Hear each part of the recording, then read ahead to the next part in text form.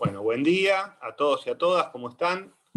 En la clase de hoy vamos a ver dos temas súper importantes de esta segunda parte del cuatrimestre. La primera parte vamos a ver hasta las 11:25, 11:30, que va a ser el break, como siempre, de 10 minutos.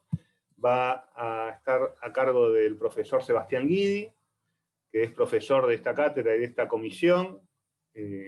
Estuvo participando un poco menos en los últimos años porque estuvo estudiando afuera, estuvo en Yale, estuvo en el Tribunal Europeo de Derechos Humanos, la verdad que haciendo una experiencia enorme, enriquecedora, además de coordinar las últimas dos obras de la cátedra y leerse todos los artículos habidos y por haber y estar atrás de las correcciones.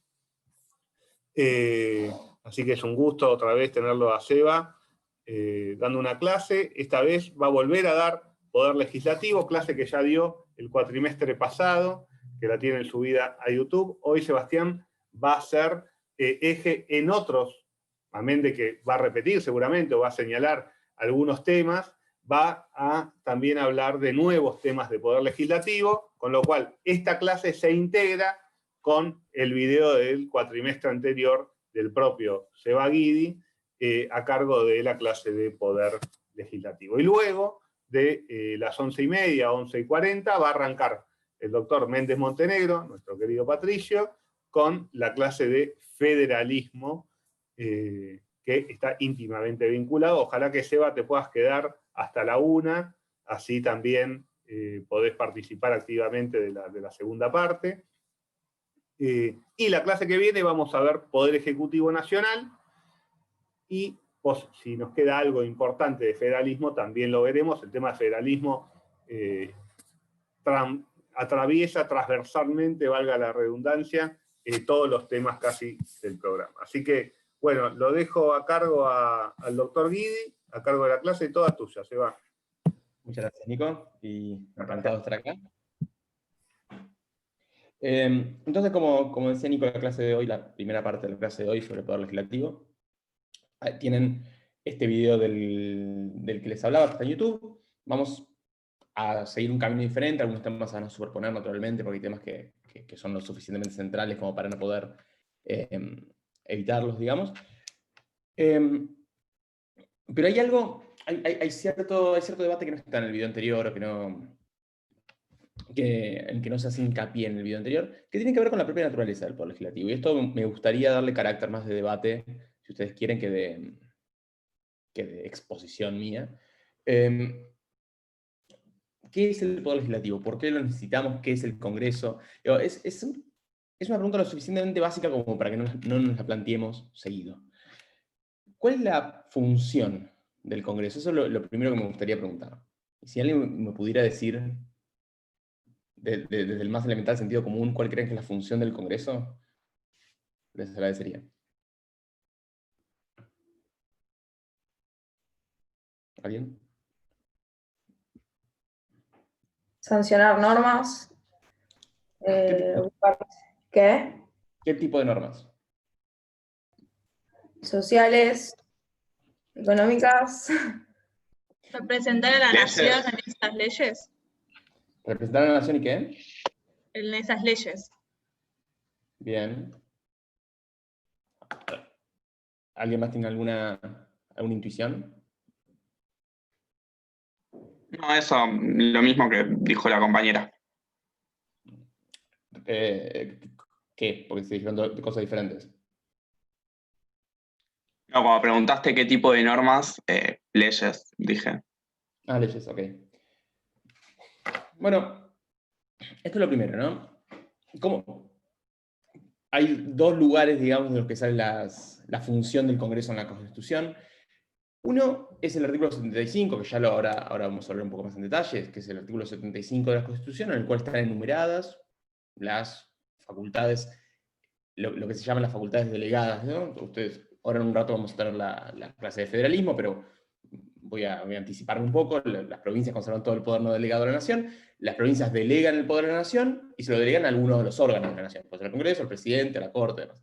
El Congreso es el que concentra los órganos, las funciones delegadas de las provincias a la nación y están enumeradas. Es decir, el Congreso puede hacer lo que está enumerado en el 75, no puede hacer lo que no está en el 75.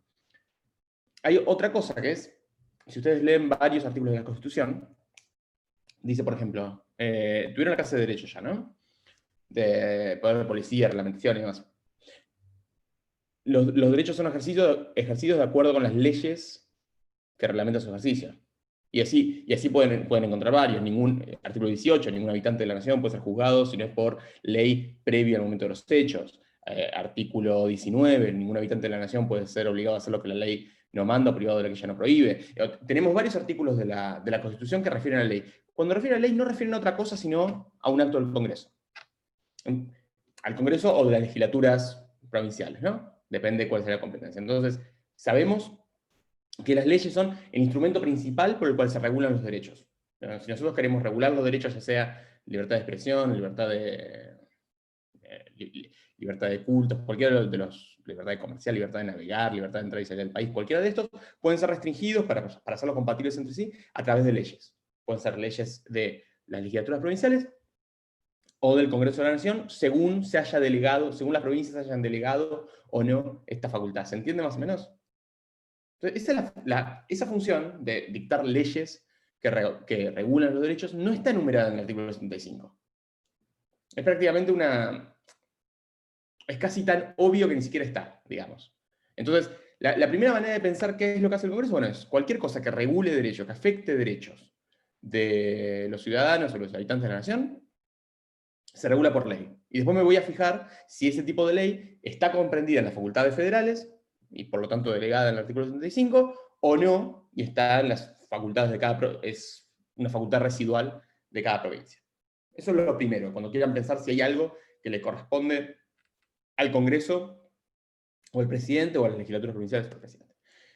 Después, el artículo 75 tiene una enumeración de estas, más precisa de cuáles son estas facultades. Entonces, empezamos. ¿Alguno tiene, para así no me distraigo viendo el texto, ¿alguno tiene la Constitución abierta?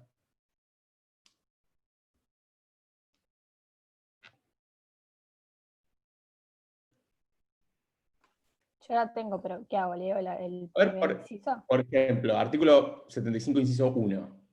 ¿Corresponde al Congreso? Legislar en materia aduanera, establecer los derechos de importación y exportación, los cuales, así como las evaluaciones sobre las que recaigan, serán uniformes en toda la nación. Entonces, el artículo 75, cada uno de los incisos es una facultad especial. En este caso, legislar sobre materia aduanera, de establecer derechos de exportación e importación. Las famosas retenciones, ustedes son muy chicos, pero en algún momento se discutían mucho las retenciones a la soja. Es una facultad que, en principio, digamos, los impuestos en principio podrían ser provinciales o nacionales, pero este impuesto, el artículo 75, dice que corresponde al Congreso. Y esa es la manera en la cual distinguimos tanto si una facultad es ejercida por las provincias o por la nación, y además es ejercida por el Poder Ejecutivo, por ejemplo, por judicial o por otro órgano del Estado, o por el Congreso, yendo en inciso por inciso del artículo 75. Lola, ¿me podrías leer el último inciso del artículo 75?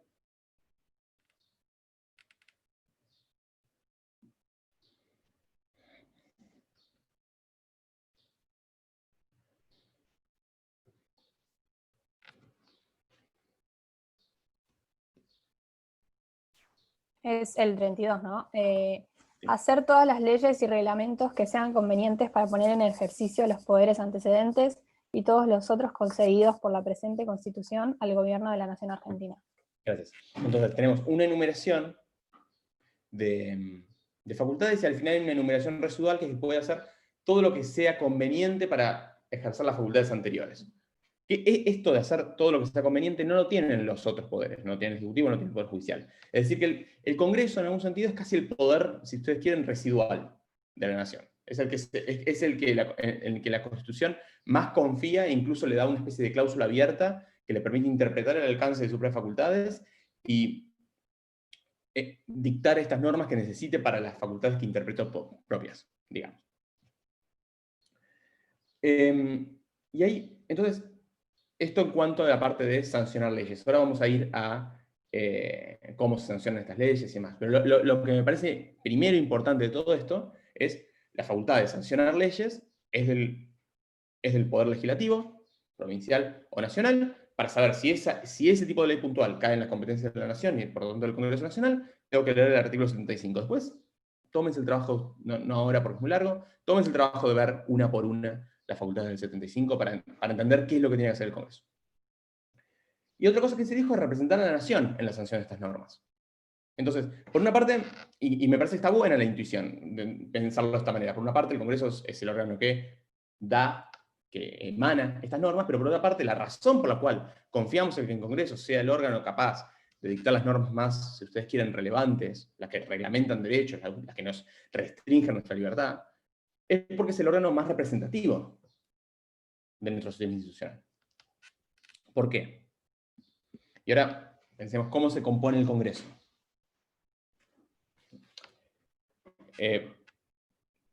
Ahora vamos a ir más en detalle por cada una de estas cosas. Tiene dos cámaras, una Cámara de Diputados que dice representa a la Nación. La Cámara de Diputados, si bien es electa por los habitantes de las diferentes provincias, se dice que representa a todos los habitantes de la Nación, como un todo.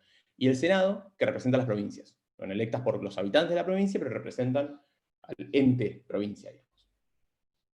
De manera igualitaria. Cada provincia tiene 3 senadores.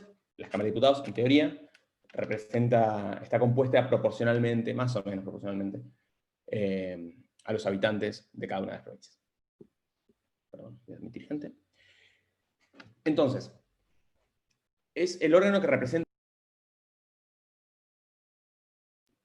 Silencia pato. Es el órgano que representa a los habitantes de la Nación y a las provincias que componen la Federación Argentina, que son las que delegaron todas estas facultades en el artículo 75. ¿Entienden la lógica, más o menos? Por una parte, el Congreso representa a la Nación como un todo, en el cual la Nación, las provincias ya le cedieron las facultades y ya se compuso una nación entera, que es todo un cuerpo, y por otra parte tenemos el Senado, que representa a las provincias como si fueran entes, que son entes federados, entes separados que confluyen en la creación del Estado Nacional. Tiene esta doble lógica representativa en el Congreso Argentino.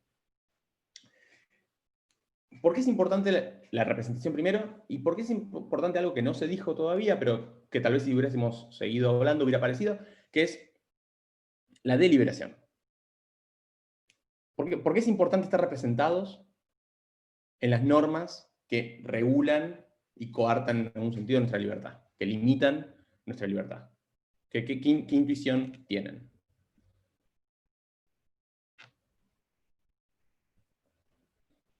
Lo que piensan, a ver, formulo diferente. ¿Por qué les parece que sería importante que una norma que limite la libertad de ustedes, por qué les parece que sería importante tener un representante en el órgano que decide sobre la limitación de la libertad de ustedes?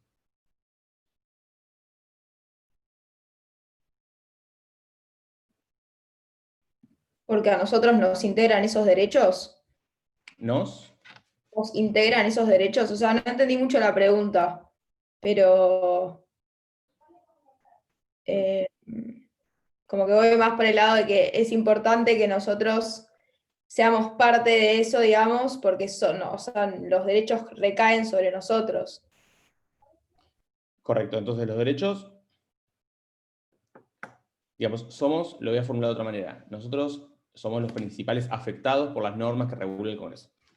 Entonces, nosotros queremos que una norma, ¿por qué? Porque el Congreso regula nuestras libertades, y además, esto no lo dije, regula nuestro esfuerzo común, regula los impuestos, regula cuánto cada uno de nosotros va a aportar al esfuerzo colectivo, digamos, representando los impuestos, y además aprueba el presupuesto, es decir, decide cuánto cada uno de nosotros, entre comillas, va a recibir de este esfuerzo colectivo. Y regula los derechos, la manera en la que integramos nuestros derechos. Entonces nosotros somos los principales afectados. Yo voy a tener que trabajar más o menos, voy a recibir más o menos prestaciones del Estado, voy a poder hacer determinadas cosas que de otro modo podría hacer. No sé, si el Congreso regula... Vamos a con un ejemplo interesante, la cuarentena de este año. Digamos, yo durante meses, yo no estaba en Argentina, pero en teoría no hubiera podido salir de mi casa. O no hubiera podido salir de mi casa para determinadas cosas. ¿Por qué? Porque supuestamente eso protegía la salud pública. Entonces, lo que hacía la norma en ese caso era hacer un balance entre los derechos en juego. Por una parte, el derecho a la salud o a la vida de la población, entendido como derecho colectivo, porque no está claro que uno afecte a otra persona puntual, sino que es más una cuestión general, no tiene una probabilidad de afectar al resto. Y por otra parte, los derechos a la circulación, ejercer industria lícita, varios derechos enumerados que se vieron severamente restringidos, ¿no? En esta descripción creo que podemos estar todos de acuerdo, que fue lo que pasó, más allá de que a uno le guste, más o menos, fue lo que pasó. ¿Por qué les parece que el Congreso, o no, tendría que haber sancionado esta norma? No lo hizo, ¿no? Fue un decreto y cuando veamos Poder Ejecutivo vamos a ver qué consecuencias tiene eso. Pero el decreto, el DNU, es un decreto con fuerza de ley. Se hace en reemplazo de una ley, por eso es un decreto de necesidad de urgencia y por eso tiene un procedimiento especial, porque es lo que tendría que ser una ley, pero hace igual el Ejecutivo en circunstancias excepcionales. Sacando la cuestión de la excepcionalidad, ¿por qué eso es una ley? Y en esta óptica de la representación. ¿Por qué les parece que tenemos que estar representados en esta norma que establece esta distinción? Y porque medio por lo que acabas de decir vos, porque nosotros somos los afectados y porque además, digamos la norma derivaría de un órgano en los cuales nos representan a todos los habitantes y no deriva de un solo órgano, digamos, sino que por todo esto que hablamos de poner los senadores que representan a las provincias y bueno, los diputados que representan a todos los habitantes, pero me parece que es como que va por el hecho de que, digamos, creo que es más legítimo desde ese lugar de que nos representan a todos, a todas las provincias, y como cada una puede hacer escuchar su voz, digamos, porque quizás no todas las provincias estaban de acuerdo con el tema de la ASPO, ponele. Ok, a ver, tengo unos comentarios. Martina, ¿querés desarrollar esto? No, lo dije como muy simple la palabra, no era para exponer nada. No, bueno, pero... Es más o menos lo que dijo Violeta en sí. Nos incumbe porque son leyes que en sí nos afectan. Entonces, para que haya representación debe haber un debate robusto que implica que cada provincia dé su opinión, a pesar de que capaz que los que representan en sí a las provincias no les afecte tanto en sí. ¿Por qué las provincias y no los habitantes? Bueno, sí, los habitantes, porque en sí todos formamos parte de la nación. Pero puede ser que... No sé cómo seguir explicando. A ver, no, pero me interesa. Porque vos trajiste algo a colación, que es que los habitantes puedan hacer escuchar su voz, que eso todavía no había aparecido. Entonces yo leo, y usaste la palabra debate robusto, que se suele usar en derecho constitucional, más pensando en libertad de expresión, pero también en esto. ¿Qué es lo que agregaría el debate a la representación? Es que en sí lo que pasa en Buenos Aires no pasa lo mismo en el Chaco, no pasa lo mismo en Formosa, porque tampoco tenemos las mismas posibilidades que Buenos Aires, que Formosa en términos económicos, por ejemplo. Entonces, creo que se aportaría de diferentes posiciones en términos de cómo se afecta un derecho a una provincia que tiene poco presupuesto, por así decirlo, que a Buenos Aires, que tiene gran variedad de posibilidades. Yo creo que el debate le daría, como dice Nino, un valor epistémico a la decisión, porque si se escuchan diferentes voces, esa es la verdadera democracia y ahí vamos a llegar a una respuesta, a una solución que sea para el bien de la mayoría. Bien. Yo un poco quería ver si Martín estaba yendo para el lado de lo que está yendo Magalí. Yo iba a seguir preguntando, bueno, ¿qué significa que acerquen diferentes posiciones, digamos? O que muestren su posición. Puede significar dos cosas. Puede significar que agreguen información que no se tenía. Por ejemplo, acá imagino que muchos de ustedes no serán de Capital Federal. Yo no vivía en Argentina en ese momento, pero además no soy de Capital Federal. Entonces yo veía lo que pasaba en el interior del país, en una parte del interior del país. Yo soy de Tandil, por ejemplo.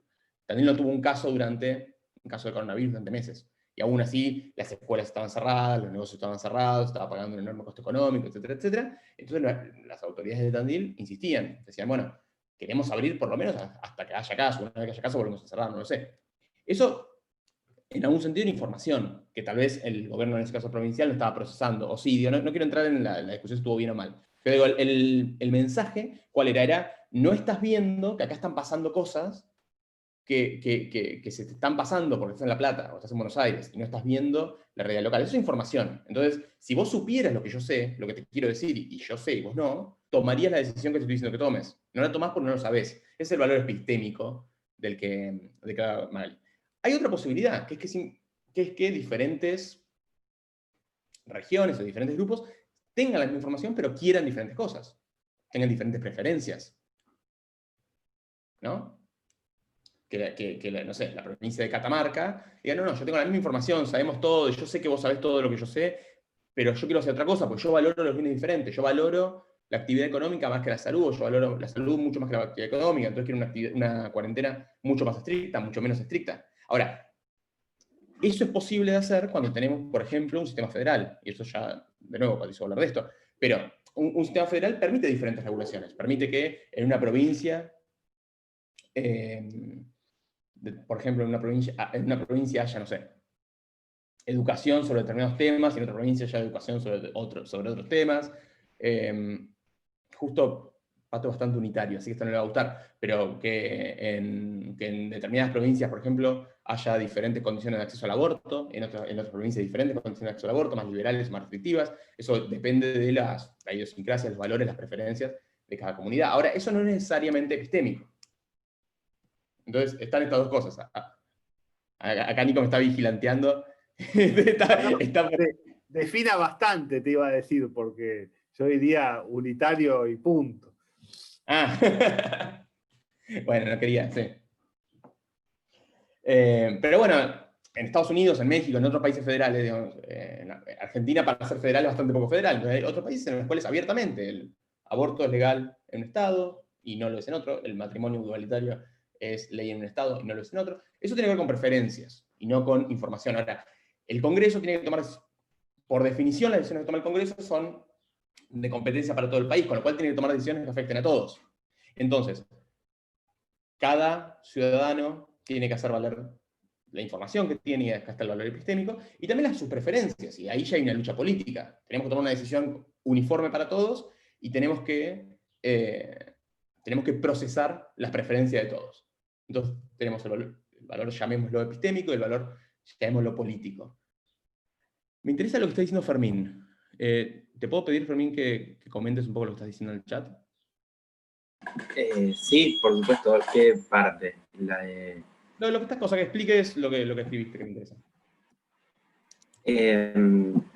Yo creo que gran parte de la legitimidad de que las normas se puedan ser efectivas depende de que las entendamos como válidas y como sancionadas por un órgano que, o sea, es la única manera de cierta forma mantener la idea de autogobierno colectivo que nos y que decidimos manifestar a través de un vínculo de representación en un órgano como es el Congreso. Digo, deliberamos a través de nuestros representantes, pero aún así sigue la idea de autogobierno colectivo y sigue la idea de democracia en ese vínculo de representación. Y si se pasa por arriba eso, es como, bueno, el autogobierno colectivo donde queda. ¿Y por qué? Y te tengo una pregunta, ¿y por qué eso no podría ser cierto para el Poder Ejecutivo? El Poder Ejecutivo también lo votamos. Sí, es verdad. ¿Y por qué no el autogobierno no podría darse a través de un líder que votamos todos? Pero creo que tiene que ver con lo que dijiste vos recién, de esto de que las provincias tienen diferentes regulaciones, tienen diferentes ideas, tienen diferente balance sobre las distintas ideas. Quizás tiene que ver con eso, como que quizás desde el Poder Ejecutivo, por más de que uno lo vote o que sea votado por todos los habitantes del país, representando a todos, digamos, de alguna manera, hay cuestiones como la que vos acabas de decir que quizás no tiene la visión como general de todo, o quizás, no sé, quizás no le interesa, no sé cómo será, pero digamos, creo que falta esto de como que tener, digamos, la información de las demás provincias, o sea... También creo que se vincula con que los índices de representación son otros. Digo, por más que un presidente o un determinado partido gane las elecciones ejecutivas con un 40% de los votos o más, que es un montón, digo, hay un 60% que de igual manera no votó a esa persona o no votó a ese partido o no simpatizó en el momento, y creo que el Congreso tiene otra lógica que va desde la inclusión de todos los espacios. Pero suponete, a ver, me gustó eso.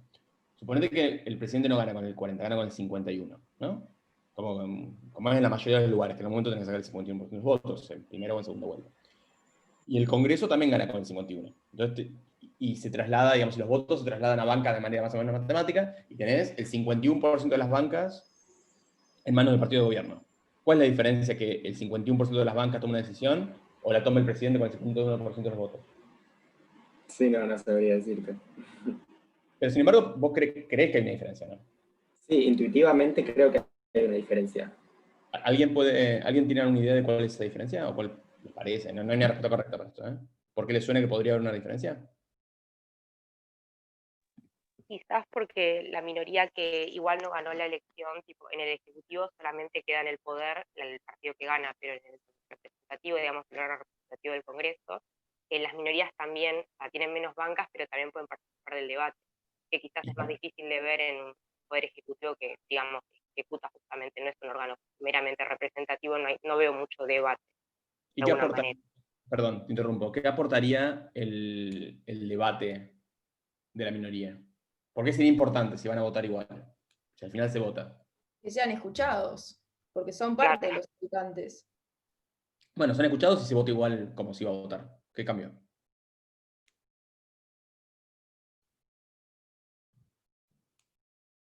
¿Alguno tiene una idea de por qué queremos escucharlos, por más que los vayamos a reventar a votos? Porque aportan al debate. ¿Y cuál es el valor del debate si no es ir a los votos? Aportan al debate y después igual lo votamos como nos íbamos a votar.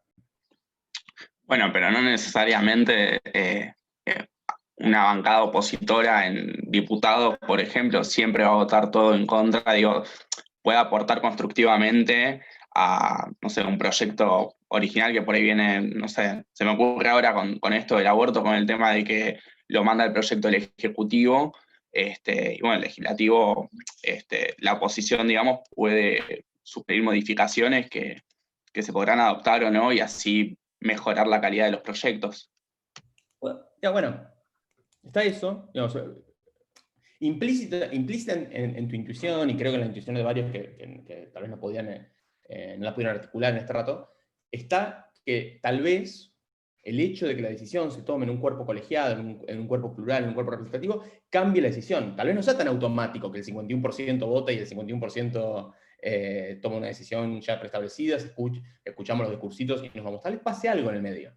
Tal vez pueden pasar varias cosas, tal vez cambien las alianzas, tal vez no todo el 51% vote con el gobierno, tal vez haya resistencias, tal vez el gobierno, el Ejecutivo, para hacer pasar un proyecto por el Congreso, tenga que hacer concesiones dentro de su propio 51% para, no sé, para representaciones regionales, para representaciones sectoriales que están en algún sentido representadas por algunos legisladores en el Senado de Diputados. Tal vez la oposición pueda presionar, tal vez pueda intercambiar algunos votos. Quiero decir, parecería que nuestra intuición es que el Congreso debería tener algún tipo debería cambiar, es como un termómetro que debería cambiar el agua, la temperatura del agua, digamos. No es automática la transferencia entre las preferencias de los votantes, el Congreso y el producto final. Pueden cambiar cosas, puede haber nueva información, pueden cambiar preferencias. Hay un ejemplo que me gusta, ya quedó un poco viejo, así que si no encontramos un ejemplo nuevo, me parece que hay que dejar de darlo porque es patético, pero que fue el debate de matrimonio igualitario. De nuevo, muchos de ustedes por ahí eran bastante chicos. Pero en ese debate se notaba que hubo diputados y senadores que cambiaron de opinión. Mira, el debate de aborto el año pasado, el anteaño. Hubo diputados y diputadas, senadores y senadoras que realmente se notaron cambiaron de opinión durante el debate. Esto que en un debate como el de aborto puede pasar, parecería más posible que pase, porque es un tema debatido de una manera muy intensa, con mucha información, hubo muchísimos expositores, muchísimo debate social alrededor de la cuestión, pasó todo esto. Puede pasar con otras cosas también que son menos visibles, digamos. Ahora, entonces, toda esta discusión, digamos, toda esta charla que me interesaba tener al principio, es un poco para que tengan como en la cabeza mientras vamos viendo temas más específicos del funcionamiento del Congreso. La función, lo importante del Congreso es que se pueda permitir esta representación, que los ciudadanos puedan tener a alguien en el Senado o en la Cámara de Diputados que sientan que habla por ellos y que eso vuelva, como decía Fermín, las normas más legítimas, más apropiadas, que la sociedad se las apropie, digamos, que las vean como suyas y que eso haga que sientan que se autogobiernan, y por otra parte que aporten información y hagan valer sus preferencias. Y que permita que en ese proceso puedan incluso cambiar esas preferencias. Que en ese proceso pueda salir un producto mejor del que entró, mediante la deliberación. Entonces, con eso en la cabeza, vamos un poco al funcionamiento concreto del Congreso argentino. Esto va a ser un poco más, si quieren, más esquemático que lo anterior, pero me interesa que me interrumpan y que opinen lo que les parezca. ¿Cómo se integra el Congreso? Hace un rato decía, tiene dos cámaras, ¿no? Cámara de Diputados, Cámara de Senadores, o el Senado, en realidad. La Cámara de Diputados representa a la Nación y es electa por las provincias, el Senado representa a las provincias. Si ustedes van al origen, digamos, del sistema institucional argentino, que es, no diría una copia, pero es una inspiración, digamos, si hay dos exámenes con ese nivel de inspiración, uno diría que es una copia, digamos, casi una copia de la Constitución norteamericana.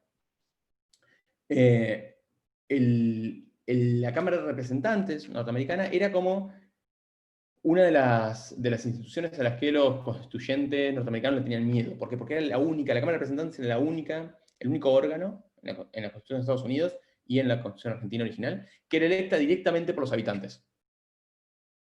Los habitantes en la Cámara de Representantes, cada distrito elegía a un representante que iba al Congreso. En Argentina lo mismo. En Argentina, si bien no había distritos uninominales, como habrán visto tal vez ahora en la elección de Estados Unidos, cada provincia elegía, pero eran directamente la gente la que votaba al diputado. Yo, Sebastián, votaba al diputado fulanito, y el diputado fulanito, si sacaba la cantidad suficiente de votos, iba a la banca. ¿Cómo era el Senado? ¿Alguien sabe? ¿Cómo era el Senado hasta la reforma del 94? ¿No eran electos directamente por los habitantes? ¿Cómo eran electos? Creo que eran electos por los gobiernos provinciales de las provincias. Sí, por las legislaturas provinciales. Entonces, cada 9 años, además ya duraban 9 años, es un montón, la legislatura provincial, cada una de las legislaturas provinciales elegía 2 senadores. Y además había menos provincias, con lo cual piensen que el Senado era un órgano chiquito, era un órgano de 20 y pico, 30 personas. Imagínense no sé, bueno, si estuviéramos en un aula sería probablemente más chico que el aula en la que estaríamos, la cantidad de gente que hay. Entonces, había un freno entre, digamos, una barrera de separación entre los votantes y los senadores. Lo mismo el presidente era electo por colegio electoral. Uno no votaba a Raúl Alfonsín, uno votaba a los electores del Partido Radical, y los electores del Partido Radical después se juntaban y consagraban la forma de Alfonsín. Uno sabía que estaba votando a Alfonsín, pero formalmente había un órgano intermedio que se juntaba y elegía al presidente, como es ahora en Estados Unidos, y miren los problemas que estás trayendo. Entonces, la Cámara de Diputados es la Cámara que en teoría representa al pueblo, a las pasiones y las preferencias del pueblo de una manera más inmediata. El Senado es una Cámara más circunspecta, más que era una especie de freno frente a la pasión irrefrenable de la Cámara de Diputados. Esta es la manera en la que se veía tradicionalmente. De hecho, hay una anécdota que se cuenta siempre, ya me aburro un poco contarla, pero la cuento porque, bueno, por ahí la escucharon, pero que supuestamente hay un diálogo entre Thomas Jefferson y George Washington cuando se estaba redactando la Constitución de Estados Unidos. Obviamente este diálogo es apócrifo seguramente, en el cual en el diálogo Jefferson era partidario de una democracia más, si ustedes quieren, directa. Entonces él estaba en contra o tenía reservas frente al bicameralismo, y decía, ¿pero para qué quieres 2 cámaras? Porque la verdad que hay 2 opciones. O el Senado dice lo mismo, piensa lo mismo que la Cámara de Representantes, en cuyo caso es superfluo, ¿para qué querés 2 cámaras que digan lo mismo? O el Senado dice lo contrario de lo que dice la Cámara de Representantes, en cuyo caso es antidemocrático, porque la Cámara de Representantes es la Cámara democrática. Con lo cual, lo hagas como lo hagas, está mal. ¿Entienden el razonamiento, no? O dice, la Cámara de Representantes es la Cámara democrática. Si el Senado va a repetir lo que dice la Cámara democrática, ¿para qué? Nada. El divino botón. Si va a decir otra cosa, es antidemocrático. ¿Para qué queremos un Senado? Entonces, Washington supuestamente, esto es mentira, no, pero supuestamente le dice, ¿para qué usas una tetera? Y parece que no es una tetera como la que usamos acá, sino que es una especie de vasija en la cual uno pasa el té antes de servirlo para que se enfríe. Entonces, Jefferson le dice, para que se enfríe. Bueno, para eso crece el Senado. No es para cambiar la naturaleza de la voluntad popular que emana de la Cámara de Representantes. Es para que se enfríe. Entonces, la idea, a su mejor luz, digamos, la idea del Senado no es ser antidemocrático, sino es ser un lugar de reflexión, digamos. Entonces, y esto tiene como algunas consecuencias, por ejemplo, ¿cómo llegamos a ser diputados o senadores? Entonces, ¿cuáles son los requisitos para ser diputado? Bueno, para ser diputado hay que tener 25 años de edad, por ejemplo. Para ser senador hay que tener 30. Que ahora nos parece, no parecería una diferencia muy relevante, pero piensen en la esperanza de vida del siglo XIX. A los 30 años, uno ya era más, parecía un señor, se usa el masculino porque la verdad que en ese momento no se consideraba que las mujeres pudieran acceder. Pero a los 30 años, se supone que uno ya era un adulto. Hay un requisito que está en la Constitución, que es gozar, para ser senador y no para ser diputado, que es gozar de una renta de 2.000 pesos fuertes. Que eso nunca se aplicó, nunca se tomó demasiado en serio, etc.